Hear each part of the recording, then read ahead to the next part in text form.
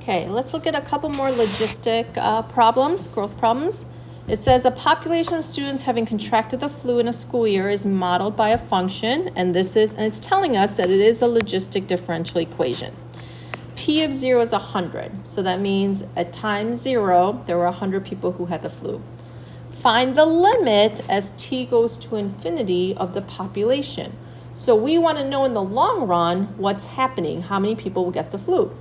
So this is going to be a logistic growth model. But notice here, this is our general form. So I always write this down first. Notice that this is not in this form. It should always be 1 minus the population over L. There's a 2 there. So in order to make it fit this model, I'm going to have to factor out that 2. So I'm going to factor out that 2. So I end up with 1 minus P. Remember, when you're factoring, you're dividing, but then what's left over here should be multiplied. So really, if you think about multiplying it back, you have 2 over 1600, which is the same as 800. So make sure you're writing the same form. So in the long run, as time goes to infinity, there are going to be 1600 people who have the flu. So it's maybe talking about a school, so everyone in the school will get it at some point. Now, if this was a different number right here, if P of 0 is 500, so let's say 500 people initially had the flu, it doesn't matter. In the long run, it will still be that 1600. Okay, next one. Again, another logistic differential equation.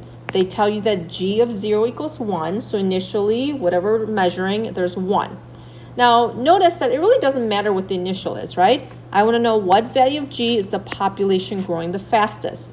So first thing I do is I always compare it to this. Make sure it's in this form.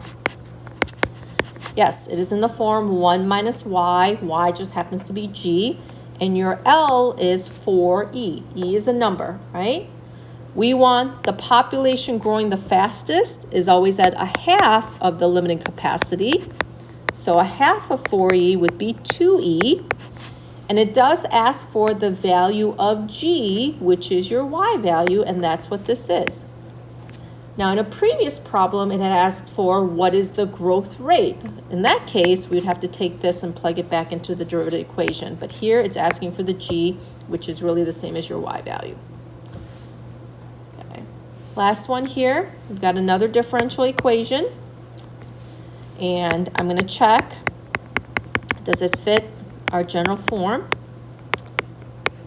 Well, no, because this has to be a 1. There's an L there. So in order to make it a 1, I'm going to need to factor that out. So I'm going to pull out that L. Then I have 1 minus. I'm dividing it. So now I'm left with this. So it says there's an equation y. That's the solution. We don't really care what the solution is. And it tells us that the initial value is 2. I want to know the range. So remember, the range is your y values.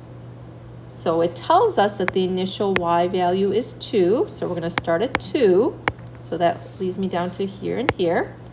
And then the biggest y value this can take on is this value right here, which is L. So in this case, your range is 2 to L.